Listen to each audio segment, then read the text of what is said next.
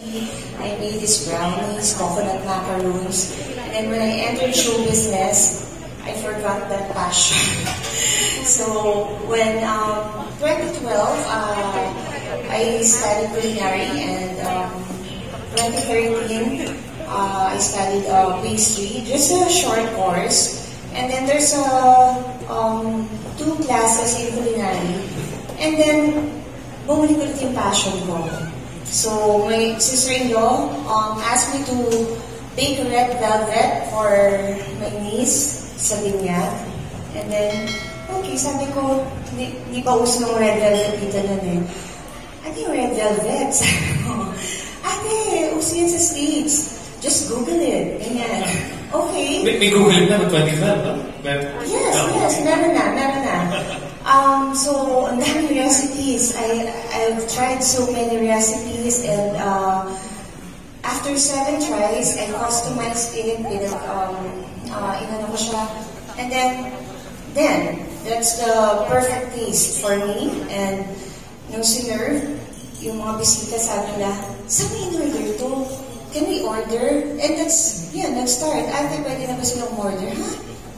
Order? At kami ko, magkano bibenta ko? Magkano ko siya ibibenta like that? So, nag-start ako as a home baker na nag-a-accept ng orders. Wala pang Lalamove, Grab. So, pick up nyo sa bahay ko. Alam nila lang, address mo bigla.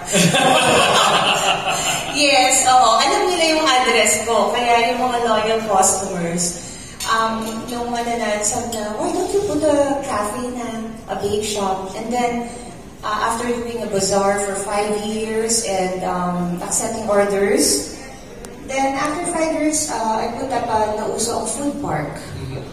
So doon ako nagtayo ng Hazelberry. And after 5 months, Tim, gawin natin business yan. It's always like that. That's basically how it starts off as an entrepreneur, because as Secretary Juan taught us in Boring Goshen, it's not always ready, aim. As an entrepreneur, it's not ready, aim, fire. You can't keep on planning because you end up with analysis paralysis. It's ready, fire, aim, because you're always course correcting on the way. And they're not here because that's also the startup mentality at the same time.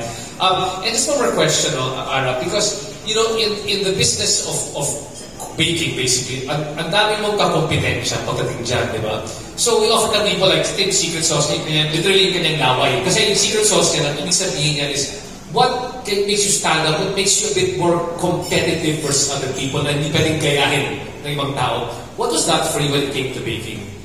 Okay, this is just an accident also. When I invited celebrity friends in my cafe, I told them to try my cheesecake. Oreo cheesecake is just a common cheesecake. Every baker can make that. I don't have any signature or what can you say, a hero product na ako talaga nag-originate. But nung nag-home bake ako, sumikat sa akin yung red velvet cupcakes, and now the Oreo cheesecake. And then when sabi ko, can I take a video of you?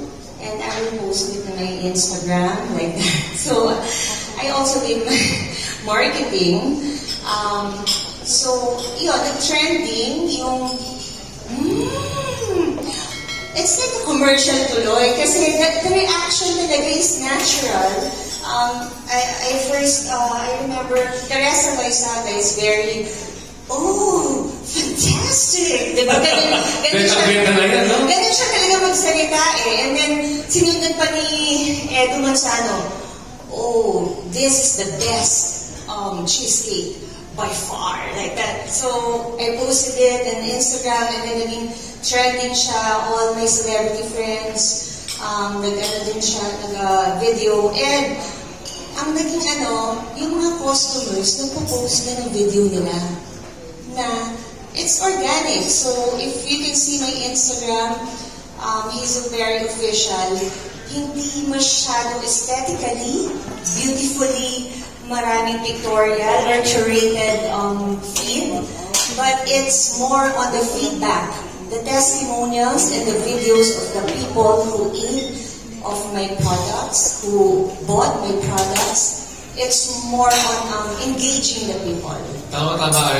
It's a great thing talking to you here right now because I'm sure you can use the services of both Rush and also Pay Mongo para palaguin yung kanyang negosyo, especially sa loyalty. And before I go back to you, James, I just wanted to point out something about what Ara's doing in terms of the secret sauce over here is that, you know, we're able to leverage different things. Like for you, it was the skill set at production and knowing how to run an event. For her, it's really leveraging being a celebrity, and that they were able to turn that into something that is an advantage for them. Kala ko secret sauce ni Ara yung laway din yan.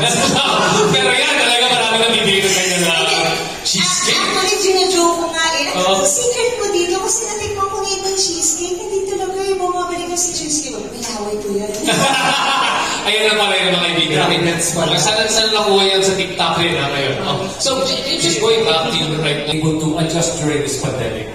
So, we started Rush as a loyalty platform. So, during the pandemic, people are technically not concerned about earning their rewards points. Businesses are not even concerned about, you know, their members. Their main concern is, I need to get my profit back. I need to recover. And that's not full-on pivot for us because we've been planning it for quite some time. That e-commerce will take its space.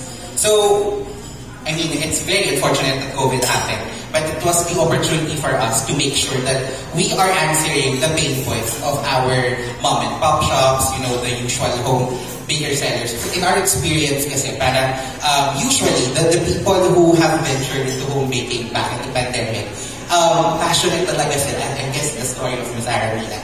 And then, nag-rekindle lang yung fire during the pandemic. And of course, given that there are now channels that will help them sell, it's easy for us to go to the merchants and say, we have an e-commerce solution that can technically help your business. So that was the pivot that we did in terms of our business mindset. In terms of our clientele, it's almost the same thing. We just needed to make sure that we provide them the right solution. Because it's usually for them, if I subscribe to a platform and then hindi nila nagustuhan kasi hindi nag-fly in like 2 weeks or so, hindi sila kumita, hindi nag-sell, iiwanan nila.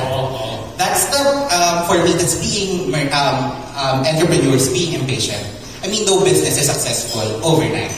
So for us, we go to them and say that, hey, this is a plan that we can help you do. So that's why we've covered the discovery to delivery, winning our merchant partners. It's for our merchant partners to win their customers and win them back. So that's what we use naman our loyalty platform because we know that people will go back to you if you give them something new, something that they want. And yung content pivot rin na ginawa ng time. Yeah. So it doesn't matter whether you are selling events, selling cakes, or selling an app or a loyalty app, there's always an opportunity for you to be able to pivot the business. I want to go back to Karen here right now because the interesting thing about this one is that in 2019, after they joined Y Combinator, nakakuha ng investment money. Biglang nagka-pandemya. So, syempre na-stress yung mga...